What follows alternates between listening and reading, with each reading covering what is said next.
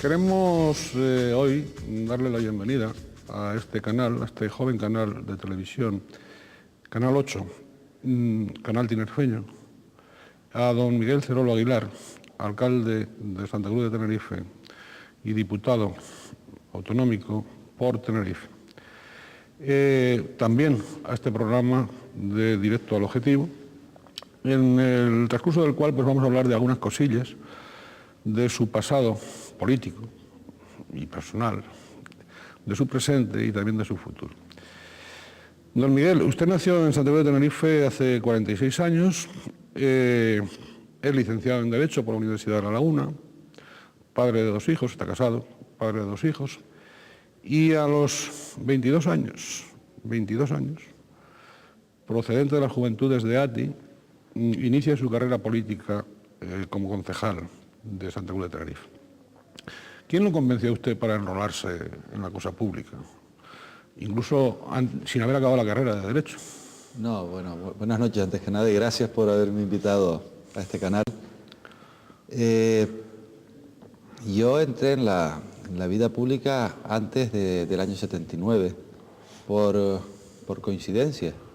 Yo estaba en la directiva del Casino de Santa Cruz de Tenerife, con una serie de personas, Juan Julio Fernández, Alonso Rodríguez Acero, y con un periodista, hoy en día subdirector en el Diario de Avisos, Manuel Iglesias.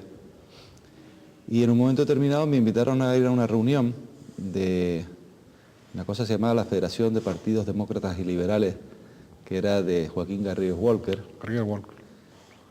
Y me invitaron a ir a una reunión que había allí, y yo fui a la reunión y me quedé en la política. De ahí pues pasé a estar integrado dentro de la UCD y después ya pues cuando se desintegró la UCD entramos en la agrupación tinerfeña independiente y hasta hoy. En ATI. Bien, pero digamos que su participación en el Grupo Liberal, que exactamente estaba liderado por el señor Garrigues Walker, y que aquí en Tenerife, y pues no eran tantos ustedes, era un grupo reducido. Yo recuerdo que hicieron alguna conferencia en Santa Cruz y bueno, y allí pues había que contar, yo no sé si sobraban dedos con los de 2 manos, pero de luego muy pocas personas, ¿no? Bueno, pero se ve el concejal usted, el paso ese ya dentro de ATI, ese sí que alguien le habla a usted y lo convence y lo enrola. Pues, ¿Cómo fue eso? No, pues la verdad fue Manolo Hermoso el que me convenció para estar en las listas con él, ¿no? Y la verdad que, visto en el tiempo, fue un momento muy, muy bonito en mi vida personal y política, ¿no? Cuando empezamos con todo aquello, estaba Manuel Hermoso, Adán Martín, Marisa Zamora, Luis Suárez. Yo siempre he dicho que uno de los éxitos de aquella operación política es que además de ser un partido político era un grupo de amigos. Eran amigos y además eran jóvenes, sobre todo usted, doña Ana Ramas, doña Marisa Zamora, en fin, no quiero decir que los demás fueran viejos porque tampoco lo eran, pero ustedes eran especialmente jóvenes. Eran quizás visto hoy en día demasiado jóvenes. No, eso pero también la democracia era muy joven en aquel momento. ¿Usted se esperaba, por ejemplo, salir elegido concejal así, a los 22 años?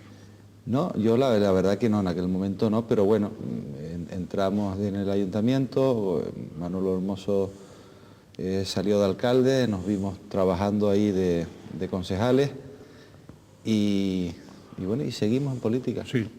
Fíjese, usted no solo siguió ahí, sigue en el ayuntamiento durante ese periodo y el siguiente, corríjame, después pasa al Cabildo, después pasa al Gobierno, después vuelve al ayuntamiento, es decir, que digamos casi en un cuarto de siglo, y no estoy llamándolo viejo, no lo estoy llamando viejo, pero casi en un cuarto de siglo usted, digamos que adquiere experiencia y tiene responsabilidades en todas las administraciones públicas canarias.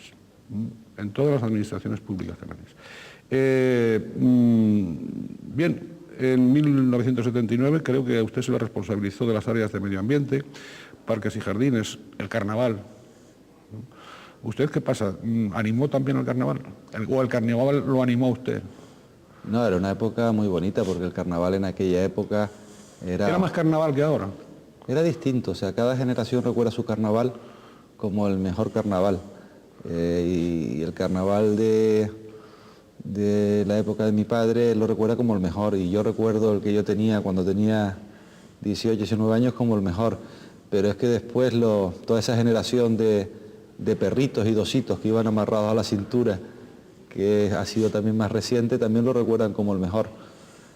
Pero en aquella época era bonita, la comisión de fiesta era Juan Viñas y 3 personas más. Y sin embargo se sacaba el carnaval y se hacían cosas.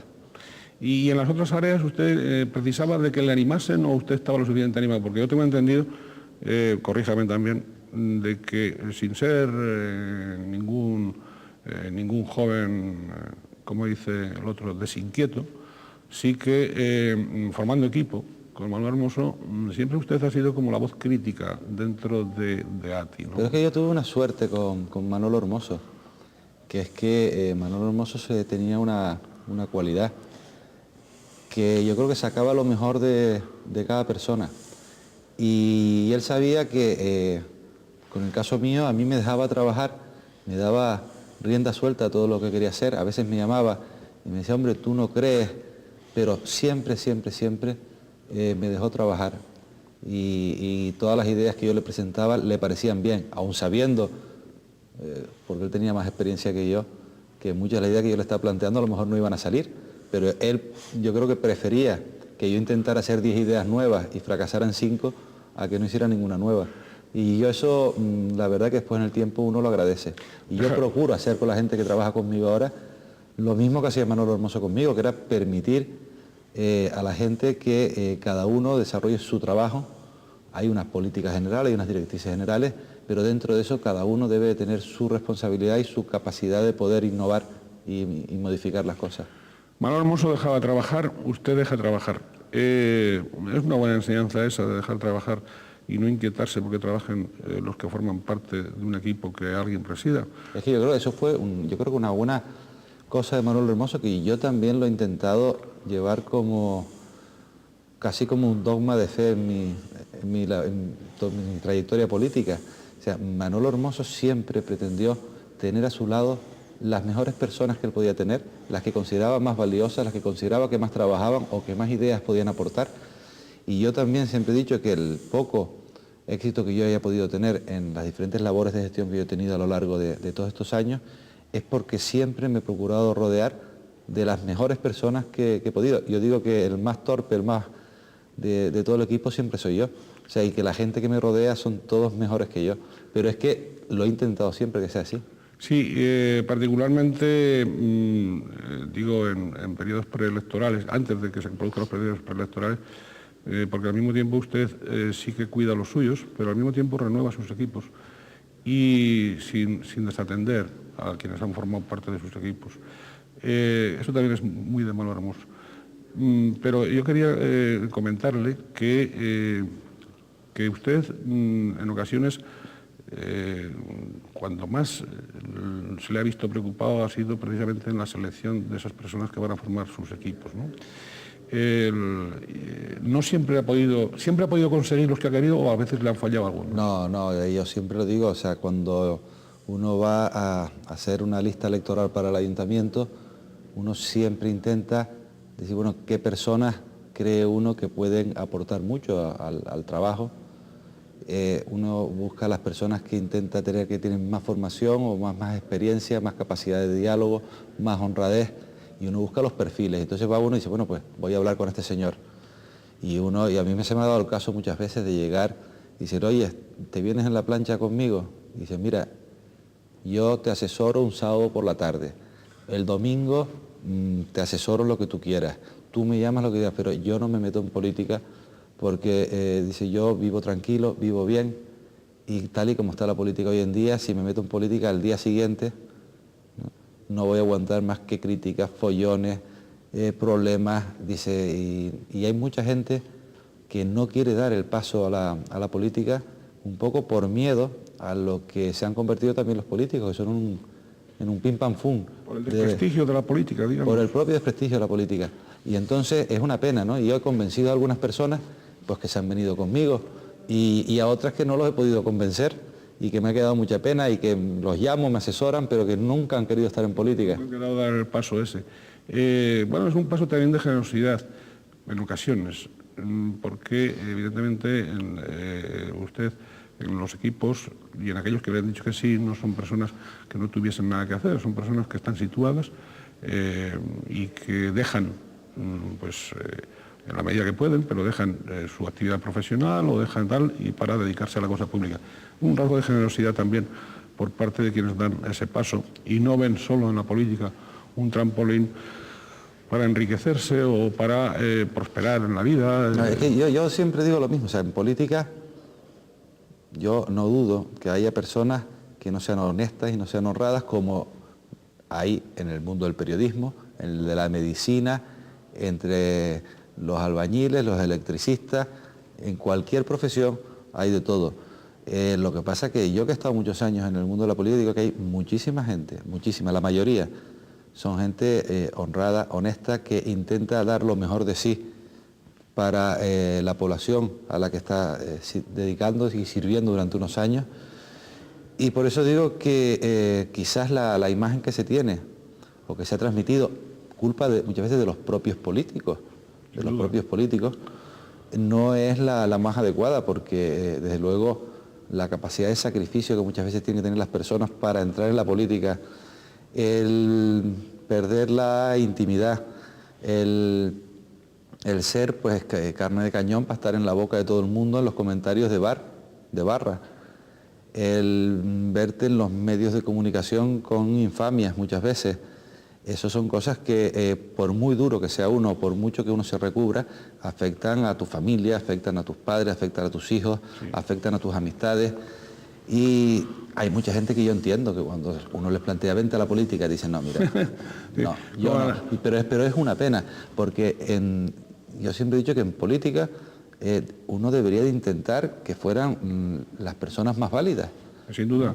Y yo creo que esa responsabilidad tienen todos los partidos de intentar que sus listas sean las personas más válidas. Yo en esta última elección al Ayuntamiento de Santa Cruz hicimos una renovación, entró gente joven. Sí.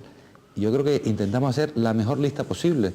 Seguramente si la política no estuviera concebida como está, hubiéramos conseguido todavía algunas personas mejores. Pero yo creo que tal y como está hoy en día, conseguimos una lista que al final yo decía, bueno, me parece mentira que la hayamos conseguido tan buena. Sí, sobre todo captando a algunos independientes que yo me conozco, sobre todo en el área económica, algún compañero de facultad. Pero bueno, cuando usted, por ejemplo, pues porque hay que ver su nombre, incluso creo recordar que hasta lo vincularon con el tráfico de armas, con yo no sé qué cuántas cosas más, ¿no? Entonces, aquello realmente desde el punto de vista familiar sí supongo que sí le afectó. Hombre, siempre afecta cuando tú te ves en un medio de comunicación. Pero yo siempre digo una cosa, yo recuerdo hace años, cuando a mí me venían y me decían, oye Miguel, que están diciendo de ti no sé qué, yo me preocupaba y además me ocupaba de intentar saber quién lo estaba diciendo, por qué lo estaba diciendo, explicarle que eso no era así. Claro, en los años me seguía preocupando, pero ya no me ocupaba porque uno no tiene tiempo de ocuparse de los chismes, ¿no? Y ciertamente hoy en día, quizás eso te lo da la experiencia, ni me preocupa, ni me ocupa. Ni le ocupa. Con lo cual, cuando llega y uno dice, ¿qué están diciendo de ti? Digo, mire, a mí, sinceramente eso no se puede evitar, está diríamos que entra en el cargo que uno está ocupando. Es que haya rivales políticos que creen bulos o que gente que no tiene que ver nada con la política, que oye un chisme, lo amplifica o lo cambia o lo modifica. Y que sea un comentario de bar, pues eso uno no lo puede evitar y se lo tiene que tomar como lo que es, porque no tiene mayor sentido, ¿no? Sí, también en algunos medios que ensucian los propios medios con ese tipo de infamias o de mentiras o de calumnias. Y que la ley en España nos favorece mucho, o sea, en Estados Unidos esas cosas pueden ocurrir, pero la justicia y las leyes, cuando uno acude, son muy rápidas y muy duras. de manera que la gente se lo piensa, ¿no? Y yo siempre he sido partidario de decir, oiga, si usted cree que una persona, igual que sea político, en un hospital de médico o en cualquier actividad, está haciendo una cosa, vaya usted al juzgado, lo denuncia, ¿no? Claro. Porque lo que hay que hacer es que la gente que sea así no esté en la vida pública. Ahora, lo otro, que son chismes, que son dimes y diretes, yo no sé a mí cuántas veces me habrán divorciado a lo largo de los últimos años, cuántas historias me han inventado. Y en el tiempo, pues al final, uno dice, bueno, ¿qué es lo verdaderamente importante? Que tú estés contento contigo mismo, que tú te sientas feliz contigo mismo, que tú sepas que estás haciendo todo lo posible, que estás intentando que la gente que esté contigo también esté feliz, contenta e intente hacer todo lo que pueda, que el proyecto que tenemos en el caso concreto para Santa Cruz vaya saliendo a veces más rápido, a veces más lento, y nos sintamos todos orgullosos del trabajo que estamos haciendo. Y en el fondo tú tienes que saber que el resto viene en el salario del político. Salario. Y está ahí. Sí. Porque también por contra, también tengo que decir, y perdona que me extienda, que igual que tienes esa parte negativa, porque es una parte negativa de la política, que bueno, que se afronta, y yo a los concejales nuevos les he dicho, miren, ustedes van a pasar por esto, si no están dispuestos a pasar por esto, no entren en la política, porque eso es un precio que hay que pagar en la política. Pero por contra también te encuentras con mucha gente que te defiende, con mucha gente que te quiere, con mucha gente que te aprecia, con mucha gente que te aconseja, con mucha gente que te manda cartas, te llama o te para por la calle para decirte su opinión de cómo podrías mejorar en un tema, y eso yo creo que pesa mucho más en la balanza que las personas que van con los chismes. Sin duda, la buena gente, el tiempo y el trabajo. Pero en Santa Cruz somos mucho más los buena gente que los malos. Bueno, a cada uno en su sitio. Bien, entre 1983 y 1987 usted repite como concejal, y en 1987 es elegido consejero del Cabildo Insular de Tenerife, corporación en la que estuvo hasta un trienio de vicepresidente. Y ahí, sobre todo, yo quería preguntarle, usted hizo algunas cosas, creo recordar, Orquesta Sinfónica de Tenerife. ¿Qué hizo con la Orquesta Sinfónica de Tenerife estando usted en el Cabildo? Bueno, la orquesta pasaba por... La red de museos. Sí, pero pasaba por un momento en aquel difícil, ¿no? Que era cómo justificar en aquellos momentos, con muchas necesidades también que había en otras áreas, que la Orquesta Sinfónica pues se gastara 600 millones de pesetas al año. Si queríamos tener una buena orquesta había que gastarse un dinero.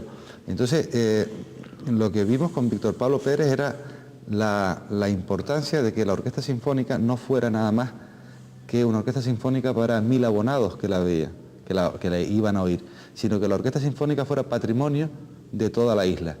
Y yo creo que eso al final se consiguió, o sea, que la gente en la isla de Tenerife defiende a la Orquesta Sinfónica, muchas veces sin haberla oído nunca, pero sabe que en Tenerife, que a lo mejor no tenemos entidad poblacional ni recursos las administraciones para tener una orquesta sinfónica de ese nivel, tenemos una de las mejores orquestas sinfónicas de España.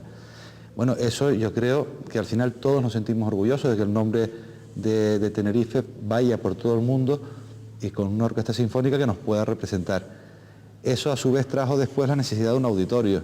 El auditorio está acabado, ahí ya también es un símbolo no solo de la música, sino de la arquitectura y un icono seguro en la ciudad en los próximos años. Ahí se han pasado. Bueno... Digo la impresión. Sí, seguramente sí, pero lo que pasa es que al final eso es una obra que no va a ser una obra para 5 años, ni para 10, ni para 20. O sea, sino una obra para muchos, muchos años. Y después yo creo que el resultado que va a tener para la isla, o sea, en la cantidad de revistas de todo el mundo que en estos momentos está saliendo el auditorio de Tenerife, o sea, si uno valora eso, el auditorio ya no es tan caro. Claro. Porque la labor de promoción que se está haciendo por el mero hecho de ese auditorio es muy importante. En 1990 accede a la Consejería de Turismo y Transportes, y al año siguiente, que hay elecciones, 1991, vuelve a la misma consejería. Y ahí da la impresión de que es una etapa en la que usted se entrega, por supuesto al trabajo, pero que se entrega al marketing, que se entrega a la promoción exterior de Canarias, de todo el archipiélago. Es la primera valla publicitaria que se coloca en la Plaza Roja de Moscú, 1992, el primer cartel propagandístico en la Gran Muralla China, 1995. Y bueno, aparte del reconocimiento de las publicaciones norteamericanas y peninsulares, incluso de que el canciller Helmut Kohl pues lo considera usted como uno de los 100 europeos más destacados en la concepción de la nueva Europa, aspecto que se conoce poco en Tenerife. Digo, ese reconocimiento a su persona por parte del canciller alemán. Entonces, aparte de esos efectos y aparte de esas inversiones, porque tuvieron que ser inversiones fuertes, No, pero eso tiene su... ¿hubo un rendimiento real para el turismo? Yo creo que eso tuvo su historia. Cuando nosotros llegamos a la Consejería de Turismo, estudiamos qué es lo que se podía hacer. La Consejería no tenía los recursos que tienen hoy en día y la promoción turística tenía muy pocos recursos. Entonces nosotros nos orientamos, decimos, ¿qué podemos hacer? Por una parte, todo el tema legislativo y de organizar el turismo en Canarias. Y ahí nos pusimos a trabajar en lo que fue después la ley de turismo, que al final lo conseguimos sacar pues pocos meses antes de dejar la consejería. Yo lo tenía previsto preguntarle, por cierto, una ley que después no se ha cumplido, pero bueno. Después no se hicieron los desarrollos reglamentarios y bueno, ahora está todo el follón que hay, pero conseguimos sacar esa ley y consensuarlo con todos los cabildos, con los empresarios, con los sindicatos. Y en paralelo a eso, iniciamos unas campañas de promociones turísticas que a lo mejor si hubiéramos tenido muchos recursos, no nos hubiéramos tenido que estrujar el cerebro para buscar cosas originales, pero como había muy poco dinero, tuvimos que pensar qué podíamos hacer con poco dinero que tuviera repercusión. Y yo creo que en el fondo a veces, y yo se lo digo también hoy en día a los concejales, digo, si hay poco dinero, estrújense el cerebro más, ¿no? Hay que sacar la rentabilidad con imaginación. Y lo hicimos con ideas, dimos, bueno, lo que tenemos que hacer son ideas que no se hayan hecho para que tengan más repercusión. Y fue un poco pues lo que intentamos y lo que, bueno, funcionó bastante bien. Claro, porque en aquel momento rusos y chinos no iban a venir de turistas claro, no, pero sin embargo, el que la CNN sacara la noticia 5 minutos en todo el mundo, sí, claro. O sea, nosotros no hubiéramos tenido dinero para pagar eso. Sin duda. Sin embargo, pues con poco dinero pusimos la valla en Moscú, la CNN nos sacó 5 minutos, salió en todos los periódicos del mundo y eso, pues sí tuvo su repercusión en Alemania, en Inglaterra, en Francia, en Italia, en los países que sí venían turismo. Que sí eran. Y en mercados que se estaban abriendo en aquel momento, porque después de aquello los rusos vienen checoslovacos, vienen polacos, que en aquel momento están empezando a abrirse. Empezando a abrirse, sí. También nos viene alguna que otra mafia. ¿Le traen malos recuerdos de aquella etapa de turismo el señor Valerón? No, a mí no. Conmigo el señor Valerón trabajó cuando yo llegué a la consejería. Valerón era secretario general técnico del anterior consejero, que era don Blas Rosales. Y yo con él congenié muy bien y después él estuvo en Saturno trabajando. Sí, por Saturno. Y yo tuve, la verdad que con él, un trato muy bueno y trabajó lealmente conmigo mucho tiempo. Cuando yo salí de la consejería y entró el nuevo equipo, se empezaron a producir unas disfunciones y unos problemas entre ellos, que a mí me da mucha pena, pero que yo tampoco podía meterme, porque yo lo que siempre he tenido claro en política es una cosa: cuando yo me voy de un sitio, me voy con todas las consecuencias, o sea, no intento seguir mandando, ni controlando, ni ejerciendo influencia, y por lo tanto cuando me fui me quedó mucha pena de que esas peleas que tuvieron, y lo cierto es que después en el tiempo se ha visto que es una pena cómo llegó a deteriorarse pues toda la consejería. Y que espero que ahora, estoy seguro que ahora pues con el nuevo equipo que hay ahora pues se pueda ir, yo creo que volviendo a desarrollar una labor importante que se puede hacer. Sí, enderezando, porque la verdad es que después de su paso por esa consejería, la consejería fue dando tumbos y especialmente durante el mandato del conejero señor Becerra. Por ejemplo, a usted, con la experiencia que haya acumulado, con la puesta en práctica de esa imaginación, que con poco dinero se consiguen grandes impactos, que al final, en un mercado como el nuestro, turístico, de lo que se trata es de que con el menor gasto posible tener la mayor divulgación, ¿le han consultado los sucesores suyos sobre asuntos importantes de la consejería? No, pero también es verdad, como yo decía, que yo procuro... Cuando yo me fui del Cabildo al gobierno, pues yo ya no volví a hablar de la Orquesta Sinfónica ni de los museos, con los que hice amistad grande con los directores de los museos. Y sin embargo, yo corté y yo considero que cuando un político sale, el que entra tiene no solo la obligación, sino el derecho a sentirse totalmente libre. Sí, pero no se me escape por ahí. Quiero decir... No me consultaron. No se me salga por la tangente.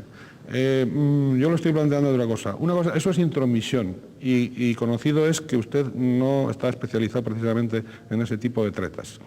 No voy por ahí. Voy que usted acumula una experiencia, como otros se acumula una experiencia, y hombre, esa experiencia es un activo si los sucesores son inteligentes. Otra cosa es que sean inteligentes.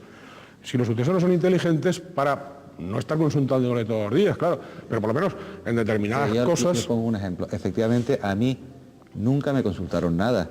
Si me hubieran consultado, yo hubiera pedido que la ley de turismo hubieran hecho los reglamentos. Si se hubieran hecho los reglamentos de la ley de turismo, a lo mejor no tenían que estar en el follón que están hoy en día, con todo el tema de directrices. Con todo el problema de las directrices que tienen y los problemas que se le están tumbando legalmente, se las van a tumbar una tras de otra. Pero a mí no me preguntaron, pero yo soy muy partidario de eso. Yo en el Ayuntamiento de Santa Cruz, ¿qué he hecho? Pues a mí me parece que los exalcaldes de Santa Cruz son personas que tienen mucho que decir. Y yo tengo permanente contacto con don Pedro Doblado. Tengo permanente contacto con don José Emilio García Gómez, que es más, está ahora mismo de asesor de la alcaldía en el área de urbanismo, porque es una persona que trabajó mucho en Santa Cruz y que lo conoce muy bien. Manolo Hermoso también habló con él de temas de Santa Cruz. O sea, yo creo que al final es lo que estamos hablando, o sea, las personas que han pasado, que han tenido que pasar por experiencias similares a las que ha pasado uno y que acumulan una experiencia, son personas que a uno le pueden iluminar soluciones, advertir peligros y al final, cuanto mejor asesorado esté uno, mejor podrá tomar la decisión. Me parece muy bien. En esa etapa en su Consejería de Turismo y Transportes, usted promueve las producciones audiovisuales isleñas, las teles locales, las televisiones locales, política que después tampoco continúa. Nosotros pensamos una cosa, en turismo, una de las cosas, y eso se empezó a desarrollar en Saturno, con Valerón, era que Canarias es el mejor plató que puede existir en toda Europa.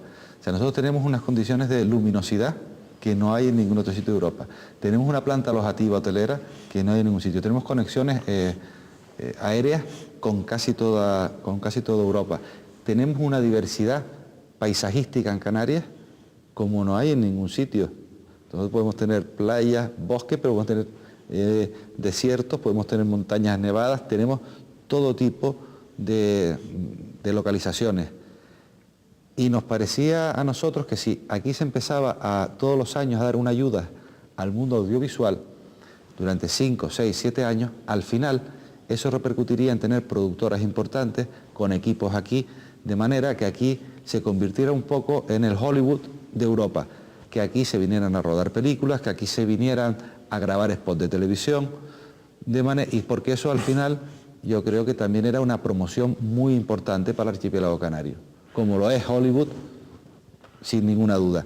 Y empezamos con esa política, pero es lo que yo decía, después cuando nosotros nos fuimos, eso lo pararon porque consideraban que había otros criterios, otras ideas mejores o lo que fuera, o no les apetecía, y es una pena porque yo creo que si eso se hubiera continuado en el tiempo, hoy estaríamos hablando de una industria que además genera puestos de trabajo, que podemos tener aquí una infraestructura estable y que además genera mucho dinero para las islas y mucha promoción a su vez. Claro, y además que eso de proteger lo propio, sin ningún tipo de ombliguismos, es nacionalismo ejerciente y no otros tipos de nacionalismo no ejerciente.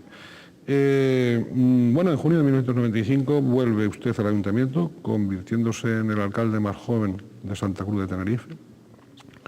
Y en el 99, como todos sabemos, y en el 2003, bueno, es reelegido por las urnas, ¿no?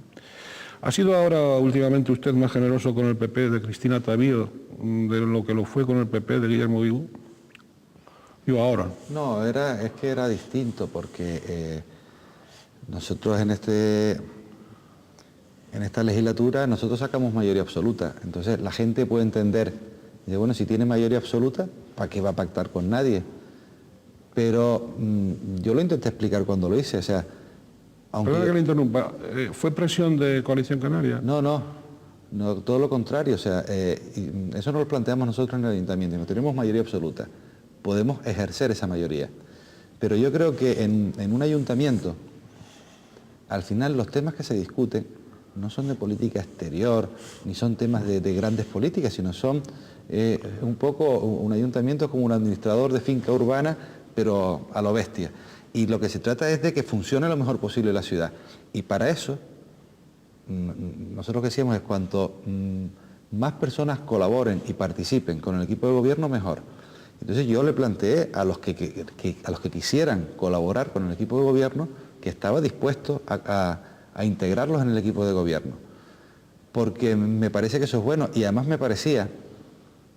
¿También con el PNC? Que habiendo, no, le explico, con el PNC no podía ser porque ellos directamente habían dicho que jamás gobernarían, porque yo estaré encantado, porque razonablemente prefiero siempre colaborar con un partido nacionalista que con uno que no lo es.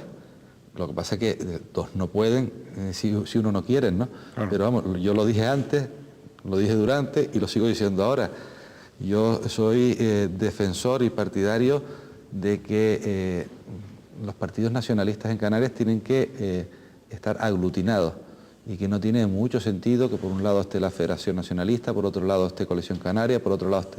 sino que tenemos que hacer un esfuerzo de generosidad a los políticos que están, de generosidad, para tener una sola formación nacionalista. Y ojalá sea posible. Pero yo creo que eso hay que seguirlo intentando. Pero concretamente en el caso del Ayuntamiento de Santa Cruz, con el Partido Popular, le ofrecí el pacto porque además me parecía que la candidata al Ayuntamiento de Santa Cruz, que salió elegida concejal, era presidenta del Partido Popular en la isla de Tenerife, que es un partido que está coaligado en el gobierno de Canarias y a nivel nacional. Y a mí no me parecía estético que la presidenta del Partido Popular estuviera en la oposición en el Ayuntamiento de Santa Cruz. Y por eso yo les ofrecí un pacto. Y la verdad que el resultado es magnífico. O sea, los concejales del Partido Popular que están trabajando ahora mismo con el equipo de gobierno de coalición, estamos trabajando como un solo equipo, bajo una misma directrices y con el mismo objetivo.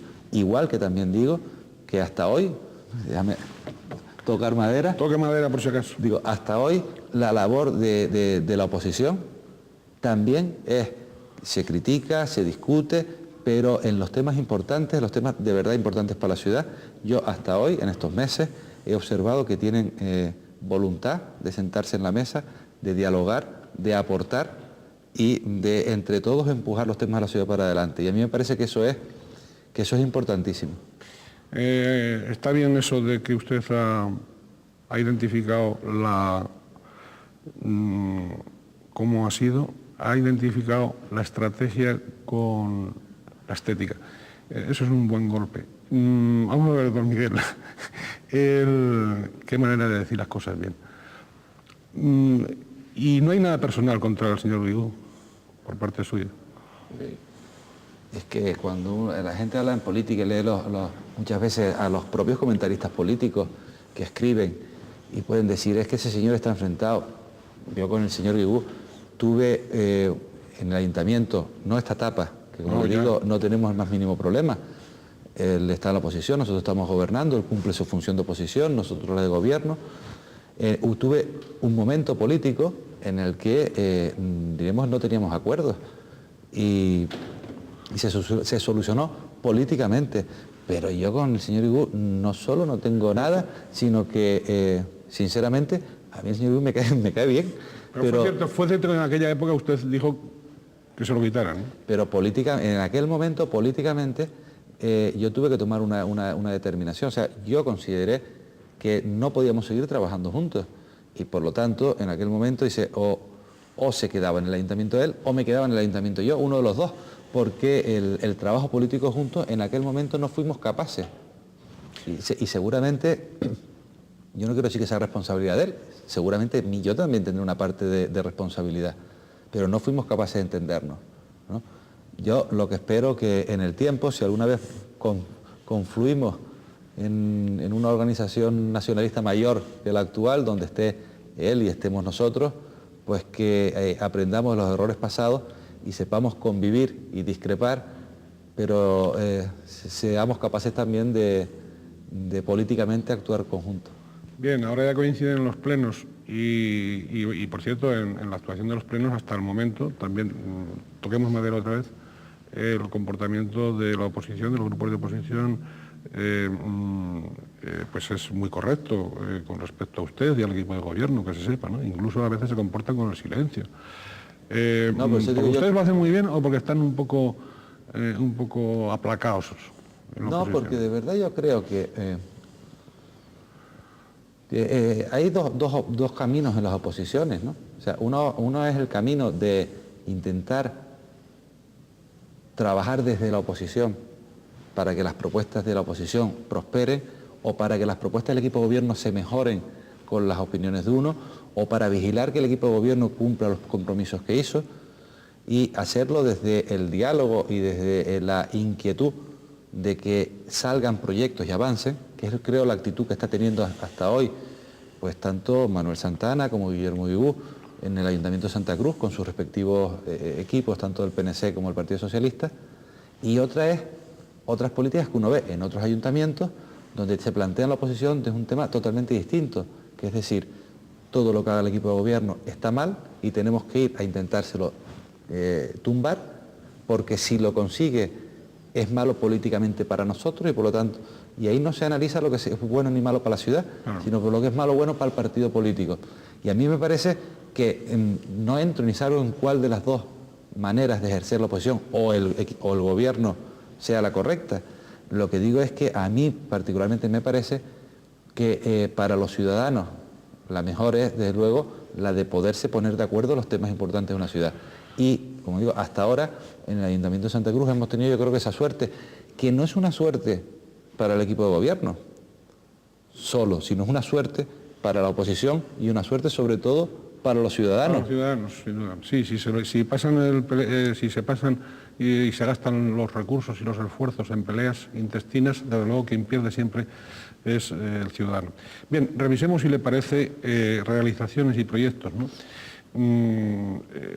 Aquella cesión de terrenos de la refinería de Cepsa, pues bueno, fue una gestión muy directa suya.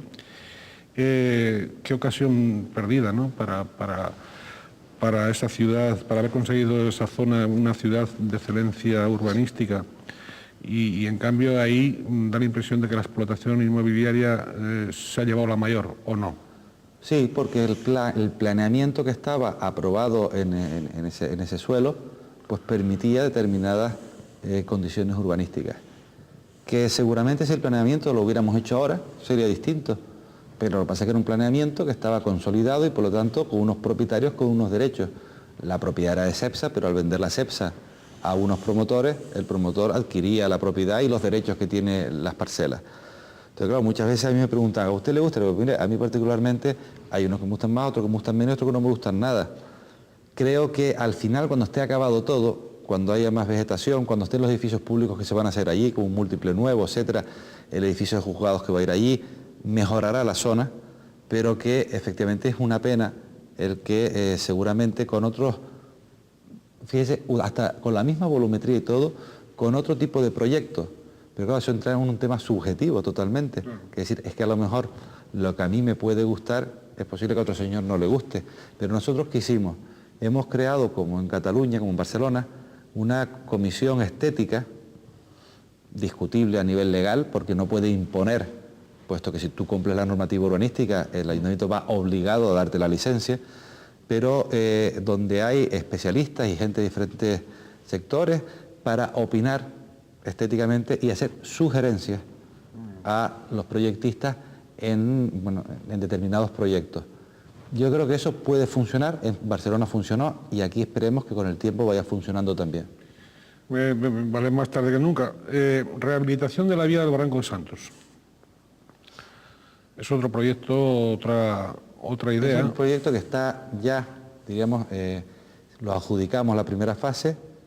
Tuvimos problemas con la constructora porque, como en muchas obras, pues parece que había un desfase, pedían más dinero, no llegamos a un acuerdo y rescindimos el contrato.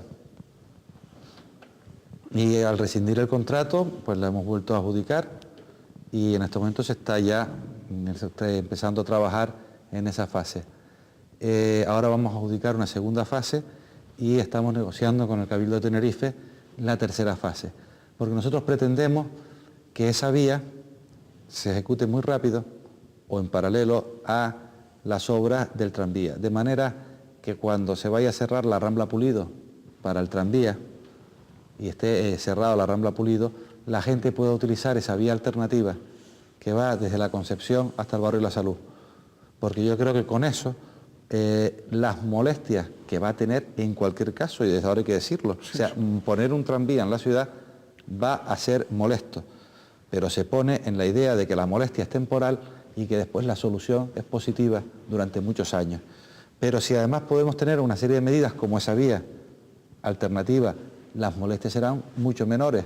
Y entonces yo creo que, bueno, que se está intentando hacer en paralelo y vamos a ver si somos capaces de... ¿Y habrá dinero para todo eso? Nosotros tenemos, yo lo explicaba el otro día, la vía del Barranco Santo está, y está la financiación, falta eso que la está negociando con el Cabildo, pero que yo creo que vamos a salir. Tenemos el gran proyecto de la Plaza España, que es Plaza de España y muelle de enlace, pero el muelle de enlace lo hace la autoridad portuaria. La apertura al mar de la ciudad.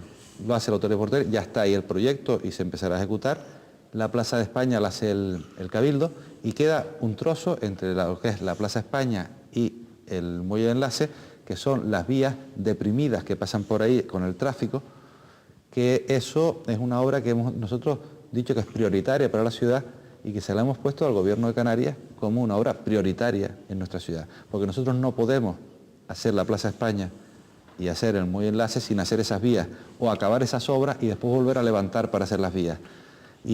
Pero yo espero también que en estos próximos meses la financiación de ese trozo, que quizás es el más caro además por el tipo de obra que es, quede arreglado.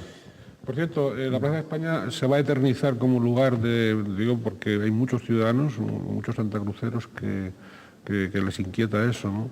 Se va a quedar como escenario, como lugar de grandes acontecimientos musicales. No, porque en el proyecto cambia totalmente. O sea, la Plaza de España lleva debajo, en una zona de la plaza, un centro cultural importante, y después en la zona del muelle enlace, diremos ya, en lo que hoy es puerto, no ciudad, como eso se incorpora a la ciudad, sí va a haber unas explanadas grandes donde se pueden celebrar todo tipo de acontecimientos, bien festivos, carnaval, bien deportivos, bien feriales, que quedarán desplazados de la zona de lo que hoy conocemos como Plaza España, que en el futuro no será la Plaza España porque ocupa lo que es la Plaza España, lo que es la Alameda del Duque y lo que es todas las partes de las vías de abajo. O sea que es un tema que está pensado en el proyecto, que se desplazará. Se desplazará. Bien, Plan Urban, mejor práctica urbanística de Hábitat 2, según la ONU, según la Organización de Naciones Unidas, una distinción que también muchos santacruceros ignoran. Plan Urban, el menoscabo de algunos barrios. Claro, no, lo que yo estaba antes intentando decir es que nosotros tenemos una serie de obras que vienen ya de la gestión que hemos tenido, como son el Barranco de Santos, la Plaza de España, la vía exterior, que está planteada también con la Consejería, pendiente de que la Laguna apruebe su planeamiento, porque tiene que ser un solo proyecto, las Teresitas, que esos saldrán en estos próximos 4 años, porque están ya ahí. O sea, se ha hecho todo el trabajo, se ha buscado los proyectos, la financiación, la gestión, y además eran temas que llevaban en Santa Cruz unos 25 años pendientes, otros 20 años, etc. Ahora, ¿qué vamos a hacer nuevo nosotros en estos próximos 4 años? Nosotros en nuestros próximos 4 años lo que vamos a hacer es los nuevos planes de barrio que dijimos en la campaña electoral que íbamos a hacer y que vamos a empezar a ejecutar.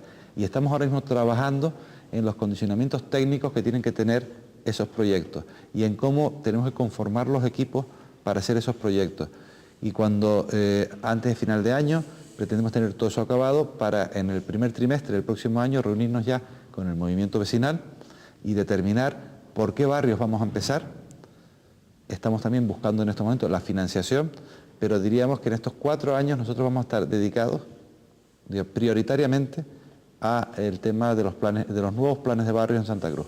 Bien, eso es una buena noticia para los barrios. No, es que lo que pretendemos al final, y bueno, también hay que decir que nosotros en estos 4 años no vamos a poder, ni por capacidad técnica, ni por capacidad financiera, ¿no?, ni porque sería razonable levantar toda Santa Cruz a la vez, hacerlo en todos los barrios. Pero nosotros pretendemos en el año 2004 empezar por 3. En el 2005 vamos a ver si podemos meter 6, 7 u 8 barrios. En el 2006, de manera que antes de que se acabe esta legislatura, ya uno pueda ver una gran parte de los barrios cambiados. Y los que estén en la próxima corporación podrán acabar ese proyecto en toda Santa Cruz. Pero la idea de que uno pueda ir a cualquier barrio de Santa Cruz y que se encuentre como si estuviera en el centro de la ciudad, por calidades en los materiales, por calidad en el diseño, por las infraestructuras que puede tener o necesitar ese barrio, a mí me parece que eso es una apuesta, yo digo, muy ambiciosa que hemos hecho. En estos momentos estamos asustados por el importe económico que puede significar esos planes, pero yo creo que es el proyecto más bonito que puede tener ningún alcalde en estos momentos. Y además es corresponder con la ciudadanía también, o con los conciudadanos de esos barrios, que son los que más le votaron a usted. Usted ha sido más votado en los barrios cuando... Yo el otro día decía una cosa que me decía, digo, bueno, nosotros le explicamos a la gente que efectivamente por algún sitio teníamos que empezar y que empezamos por el centro, porque el centro además se consideraba que el centro es de todos, al final, de todas las zonas de Santa Cruz, se pasa por el centro al final, ¿no? Mientras que el resto de la gente no pasa por todos los barrios con asiduidad. Y empezamos por el centro, pero efectivamente hicimos las obras del centro y nuestro resultado electoral fue, a pesar de haber ganado, diremos que es peor en el centro que lo que es en los barrios. Entonces yo decía el otro día que ahora vamos a arreglar todos los barrios, de manera que ya en las próximas elecciones no nos voten, las perdemos y ya nos vamos a un merecido descanso. Bueno, eso ya se verá. Polémica playa de las Teresitas. ¿A usted le molesta que sus adversarios políticos, entre otras cosas, preleafeen su devoción devota? Su devoción devota es al golf y a dormir las mañanas, cuando empiezan a repetirse que el alcalde está siempre en el golf y todas esas cosas, habrá una relación con las Teresitas. ¿Realmente el conflicto de las Teresitas es un conflicto artificioso o a usted le ha servido también para rectificar determinados rubros? No, vamos a ver, las Teresitas era un proyecto muy complejo. O sea, el Barranco Santos llevaba 20 y pico años también pendientes, pero era más sencillo, no tenía problemas. Cabo Llano era muy complejo, complicado, llevaba muchos años trabado, pero por determinadas circunstancias del destino, entró de presidente Carlos Pérez de Bricio, yo tenía acceso personal a él, nos pudimos sentar y lo arreglamos en 10 minutos, lo que llevaba 15 años con problemas. Las Teresitas es el expediente administrativo más complejo que he visto yo en estos 20 y pico años en la administración. Vamos, yo y cualquier político, cualquier abogado. Es muy complejo el origen, la junta de compensación, los recursos, las sentencias que ha habido, es muy complejo. Pero lo que estaba claro es una cosa, la gente en Santa Cruz, aunque había una sentencia diciendo que se podía construir en primera línea, no queríamos que se construyera en primera línea. ¿Cómo arreglas eso? Al final nosotros buscamos una fórmula que fue la que jurídicamente nos parecía mejor y la que además nos parecía más corta en el tiempo. Y compramos toda la playa. Y digo, se acabó. O sea, la playa es pública, aquí no se construye. Y ahora hemos hecho un proyecto yo creo que un arquitecto que no tiene duda de reconocido prestigio a nivel mundial y que la playa va a quedar una maravilla. Después está lo que no es la playa y que a veces se mezcla con la playa, que son unos terrenos que no es la playa, que son el Valle de las Huertas, que no tiene que ver nada con la playa, donde también hay unos derechos urbanísticos consolidados, como puede haber en el Sobradillo, o en la calle del Pilar, o en cualquier solar que tiene un señor privado y que tiene unos derechos urbanísticos. Entonces ahora hay gente que plantea, y yo no digo que no pueda tener razón, que diga, oiga, como se ha comprado las Teresitas, que se compre también todo el Valle de las Huertas, de manera que ahí no se construya lo que está permitido por ley construir. Y yo he dicho, bueno, eso está bien, pero valoremos, porque ¿de dónde sacamos el dinero? Porque si nosotros queremos hacer los planes de barrio, que nos vamos a invertir muchísimos miles y miles de millones de pesetas de las antiguas, no tenemos dinero para hacer todo. O sea, si nosotros hacemos eso, ya condenamos al ayuntamiento a no hacer ninguna otra cosa en nuestros próximos 4 años. Y es lo que estamos intentando. Ahora se están haciendo las valoraciones Pero yo creo que en esos temas uno tiene que tener la cabeza fría y saber cuál es el objetivo final en la ciudad. Claro. ¿Ha habido o no ha habido pelotazos económicos y corrupciones dentro del ayuntamiento? Pelotazos económicos, cuando yo oigo a los políticos, es que hay un pelotazo. O sea, si un empresario gana dinero, es un pelotazo. Obviamente, pues según lo que haya ganado, se entiende pelotazo si ha ganado mucho dinero, ¿no? Sí. Yo no sé. No son los pelotitas. Yo no sé los pelotazos de los empresarios, ¿no? Me da rabia una cosa. Si son empresarios canarios habla de pelotazos y si son empresarios de fuera no son pelotazos. Eso a mí particularmente no me parece razonable. Porque en cualquier caso prefiero que el pelotazo lo dé un empresario de Canarias a que lo dé una empresa multinacional o un empresario de fuera. Sí, porque lo otro, aquí algo se quedará, si es de fuera no se queda nada. Pero lo que sí estoy seguro, porque a mí me dio mucha pena cuando yo vi las acusaciones que se hacían desde el propio Partido Socialista a sus propios compañeros. O sea, yo creo que puedo poner las manos en el fuego por los concejales socialistas que aprobaron este expediente en Santa Cruz, por los concejales del Partido Popular que aprobaron este tema. O sea, esto fue un tema que se aprobó por unanimidad.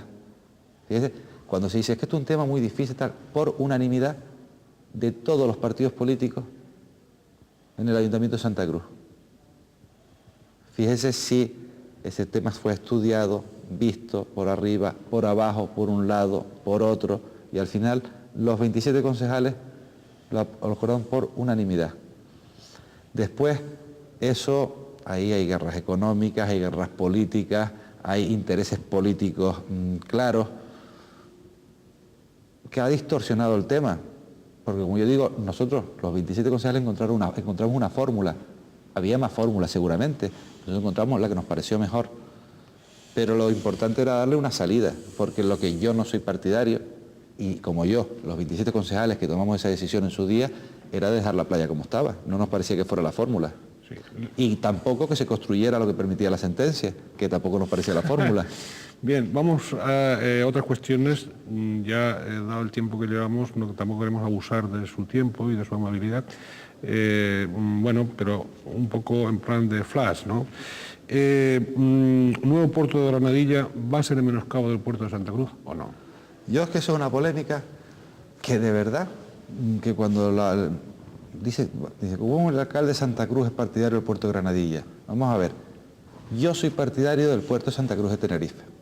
Y soy partidario de que en el puerto de Santa Cruz de Tenerife se realicen todas las inversiones que hay que hacer. Y soy partidario de que se haga el muelle de enlace. Y soy partidario de que el puerto de Santa Cruz se especialice en cruceros marítimos, en tráfico de cruceros turísticos. Y que sea el mejor puerto del Atlántico, con esa terminal que va a ser Herzog ahora y ese nuevo muelle de enlace, el mejor puerto para cruceros de todo el Atlántico. Y quiero que el puerto se especialice en todo lo que técnicamente se pueda especializar y que crezca todo lo que pueda crecer, pero a la vez que la ciudad pueda salir al mar por el muelle de enlace y que no sea una barrera para que la ciudad salga al mar. Dicho eso, ¿cuánto va a tardar el puerto de Santa Cruz de Tenerife en colapsarse? Unas personas dicen que 5 años, unos dicen que 10, otros dicen que 15. Y yo digo, ¿y qué vamos a esperar? ¿A que el puerto de Santa Cruz esté totalmente colapsado para empezar a hacer un proyecto de un nuevo puerto? Mientras tanto, en Gran Canaria el puerto se está ampliando, en Agadir el puerto se está ampliando, los tráficos internacionales que pasan por estas aguas no pueden venir a nuestros puertos. Digo, ¿no parece razonable que se potencie Santa Cruz y que a la vez se vaya empezando el puerto de Granadilla? A la vez. A mí me parece que es fundamental para la isla, porque de manera que jamás se podrá achacar que el puerto de Santa Cruz ya no sirve, porque tendremos otro puerto también complementario. Pero además de eso, ahora se está hablando del gas, que el gas va a venir a Canarias, como es una energía más limpia que el fuel, contamina menos, más barata. ¿Dónde se va a instalar? En la isla de Tenerife, la central, porque está prevista en Granadilla. Si no se hace Granadilla, estamos también condenando a esta isla a que no tenga gas durante los próximos años. Y yo lo que digo es, en Gran Canaria se están empezando las obras ya de la planta, en Arinaga. Digo, y yo lo que he dicho es, por favor, hay determinadas infraestructuras en la isla de Tenerife que las tenemos que hacer para que nuestros hijos puedan seguir aquí trabajando. Digo, el puerto de Granadilla, y yo no digo que tengan que cargarse cebadales, ni que tengan que hacer atentados, no, lo más respetuoso posible, reponiendo lo más posible, pero siendo también conscientes de que hay que hacerlo. Y hay que hacerlo. Y hay que hacer el anillo insular para que la gente del norte de la isla pueda seguir viviendo en el norte y trabajando en el sur. Porque si la gente del norte tiene que irse a vivir al sur, comprando viviendas y haciendo más colegios y más centros de salud, no se puede, la administración no puede ir a la velocidad del crecimiento que está teniendo el sur de Tenerife. Y es razonable que la gente siga viviendo en el sur, trabaje en el sur y siga viviendo en el norte. Y hay un montón de infraestructuras en esta isla de Tenerife que hay que hacer. Y yo lo que estoy defendiendo es que esas infraestructuras se realicen. Bien, diputado autonómico por Tenerife, don Miguel Cerolo, esa campanada suya, por cierto desautorizada por el presidente de Coalición Canaria, que me parece que lo llamó algo como desinformado o algo de eso, sobre los presupuestos, sobre el equilibrio de los presupuestos, ¿a qué obedece? Pues obedece a una sencilla cosa, o sea que cuando yo digo es que Miguel Cerolo se está metiendo con los presupuestos de la comunidad autónoma, yo le digo, oiga, léase lo que yo pongo, léaselo, y si después de leerlo usted me dice que yo me meto con los presupuestos de la comunidad autónoma, es una de dos, o que yo no me sé expresar muy bien o que usted no sabe leer. Sí, eso se lo dice usted a los suyos. Sí, en ese caso lo más probable sea lo segundo. Porque ¿Que no saben leer los suyos? Sí, porque cuando uno lee el artículo, yo en ningún momento hablo de los presupuestos de la comunidad autónoma, ni digo que estén desequilibrados. Yo sé cómo han estado los presupuestos los últimos años. Todos lo sabemos. Y sé quién ha hecho el esfuerzo estos últimos 4 años para hacer unos presupuestos por programas de una manera justa y de una manera en que nadie esté desequilibrado. Pero eso no significa para nada que yo haya escrito en ese artículo, porque no lo he hecho todavía. Y ahora estoy analizando los presupuestos de este año. Y a lo mejor hablo de los presupuestos de este año porque puedo hablar como cualquier otro político y como alcalde de Santa Cruz o diputado debo de hacerlo. Pero yo lo único que he dicho, he hecho una reflexión, donde yo lo que decía, que es que la isla de Tenerife tiene en estos momentos que abordar si quiere determinadas infraestructuras o no las quiere. Si no las quiere, dentro de 5 años, dentro de 10 años, no nos quejemos de la situación en la que vamos a estar, porque los responsables somos nosotros hoy. Si las queremos, los políticos de ATI, de Coalición, pero los políticos del PP de Tenerife, que no pueden seguir haciendo nada más que lo que les mandan de otros sitios, y los políticos del PSOE, y los políticos del PNC, y los políticos de todos los partidos, tenemos que ponernos de acuerdo en cuáles son esas infraestructuras que hay que hacer y empujar todo. Pero no solo los políticos, y los sindicatos en la isla de Tenerife, y las organizaciones empresariales, y los medios de comunicación. Y si todos nos ponemos de acuerdo en que eso es importante y que debe salir para esta isla, unas obras serán de la Administración del Estado, otras serán de la comunidad autónoma, otras serán del Cabildo, otras serán de ayuntamientos, cabildos y comunidad juntos. Eso es lo de menos, pero si nos ponemos de acuerdo y todos empujamos, podremos empezar a hacer esas obras que se empiezan a retrasar demasiado en el tiempo y que a lo mejor se nos va el tren. Y entonces eso es lo que yo quise decir en ese artículo y llamar la atención para que ese tema se debata. Parece que eso molesta a determinados políticos, pero de los suyos además. Sí, no, de los míos y de los otros. Sí, pero bueno, que a los demás. A los demás no cree usted, los demás no, están un poco a la yo expectativa. lo que digo es que yo llevo muchos años ya en los que afortunadamente puedo permitirme, yo creo que el lujo político de decir lo que pienso y lo que creo que debo decir. Y como creo además que es muy importante para esta isla ese tema, lo he dicho. Y creo que ese debate hay que hacerlo. Y creo que si esto sirve para que la gente se lo replantee y para que la gente, sindicatos, empresarios, partidos políticos, lo comenten y tengan alguna reunión y eso sirve para empujar esos proyectos que hace falta sacar en esta isla, a mí qué más me da que uno me critique o que el otro diga que es que yo quiero protagonismo o que el otro diga que es que si es igual. Ha habido momentos en que se ha rumoreado que usted, por defender a Santa Cruz de Tenerife y por defender a Tenerife, no perjudicando a nadie, Porque claro, es que a veces defender la isla y defender la capital y defender tal da la impresión de que es contra alguien, ¿no? Yo pienso que se puede defender y el planteamiento es ese, defender sin ir contra nadie, sino defender por defender. Ha habido rumores de que usted por esa defensa hasta estaría dispuesto no solo a librar batallas dentro de ATI y Coalición Canaria, sino, si fuera necesario, hasta irse de esa formación. ¿Eso es verdad o no? Esos rumores. No, yo lo que he hecho es una reflexión. Una reflexión, y que además yo estoy seguro que esa reflexión la comparte muchísima gente de la clase política. Y muchísimos que no son políticos, y muchísimos empresarios, y muchos empresarios que no están en las organizaciones empresariales, y que yo he hablado con ellos y están preocupados en estos momentos porque esas infraestructuras no se hagan. Y he hablado con sindicalistas que también están preocupados.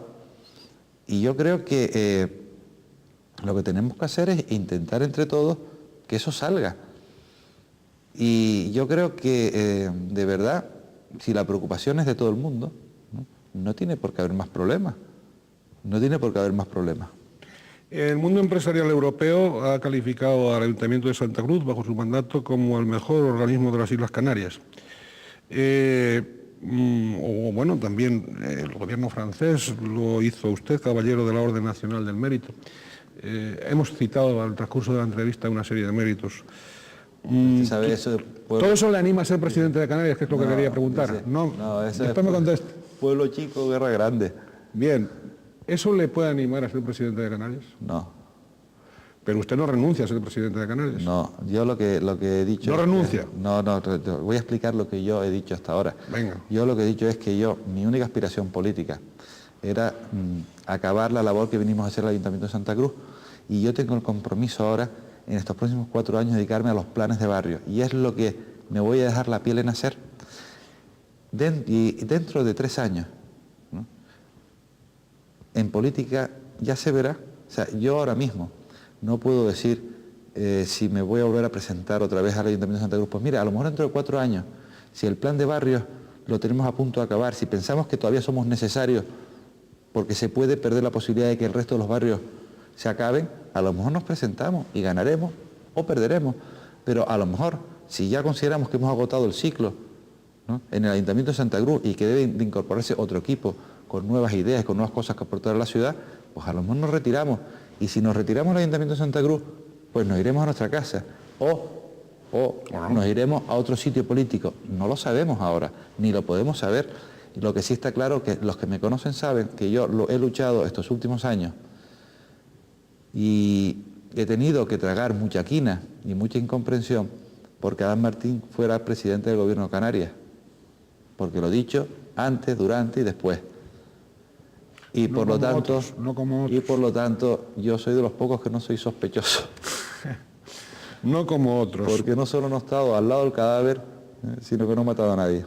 Bien, eso le honra. La política de la agresión nunca es una política, como en la vida, nunca es una política sabia, ni es una política... Y yo he mantenido, que mi padre me lo decía, ¿no?, que el que mata navajas no muere a sombrerazo nunca. No puede morir a sombrerazos. Y eso es verdad, y además eso en el tiempo uno lo va viendo, o sea, hay de todo, como decíamos antes en política, y hay políticos que son de una manera y políticos que son de otra, pero al final, y después de tantos años en política, uno sabe, y nos conocemos, que determinados políticos del Partido Socialista, ¿no?, son personas con las que uno puede entenderse, porque tienen una manera de actuar políticamente correcta, que discrepan en planteamientos ideológicos y de gestión, pero que son personas. Y hay otros en Coalición Canaria que son personas, y otros en Partido Popular que son personas, y otros que no lo son en cualquier partido político. Incluida Coalición Canaria. Incluido Coalición Canaria, y que no lo serían ni en un partido político, ni en un equipo de fútbol, ni en ningún sitio. Pero eso es así, pero es así en todos lados. O sea, la política es un reflejo de la sociedad. No se puede pretender tener políticos perfectos cuando la sociedad no es perfecta. Porque la política es un espejo de lo que es la propia sociedad canaria, que ha mejorado mucho en los últimos años, también hay que decirlo. Bien, don Miguel, finalizamos. ¿Qué le diría usted, cómo querría usted que sus hijos, que pudieran decir, que sus hijos pudieran escuchar mañana, pasado, cuando usted sea ¿De su padre? mayor, de su padre, sí. Pues yo de verdad que lo que de verdad me gustaría que mis hijos Pudieran escuchar. pudieran escuchar, no, sino ellos ser conscientes, porque a mí lo que escuchen mis hijos, yo al aceptar estar en la política, les he puesto un estigma a ellos también. Sí. Ellos tendrán que acostumbrarse a oír cosas que no son ciertas o que no les gustan, ¿no? Y eso es una carga que tengo yo, que se la he puesto a mis hijos, porque lo que uno se pone a sí mismo, lo asume uno, y a esas se las he puesto a mis hijos yo. Pero ellos tendrán que acostumbrarse a eso. Pero si a mí me preguntan qué me gustaría que mis hijos el día de mañana pensaran de todos los años que ha estado su padre en política, es que siempre fui una persona honesta, fui una persona honrada, fui una persona que intentó hacer lo mejor posible las cosas, que a veces me salían y a veces no me salían, pero y que además nunca tuve miedo de hacer cosas nuevas por equivocarme. Yo prefiero equivocarme, rectificar y volver a empezar que mantener una política continuista. Yo creo que por eso me he identificado toda mi vida. O sea, yo prefiero innovar y cambiar las cosas. Y si mis hijos me recuerdan por eso, yo creo que estaré pues satisfecho. Muy bien, pues nos tenemos que despedir. También queremos saludar a todos los televidentes que han seguido esta entrevista. De don Miguel Cerol Aguilar, reiterarle nuestro agradecimiento, decirle que en Canal 8, en este joven canal tinerfeño, pues estamos a la orden y estaremos siempre como aprendices de periodistas, pendientes de servir a nuestra capital, como nuestra capital merece ser servida, con el cariño, con el afecto y con toda la voluntad del mundo. Defender a Santa Cruz es defender a Tenerife, es defender a Canarias. Muchísimas gracias por estar aquí. Gracias a ustedes y a todos los telespectadores de Canal 8.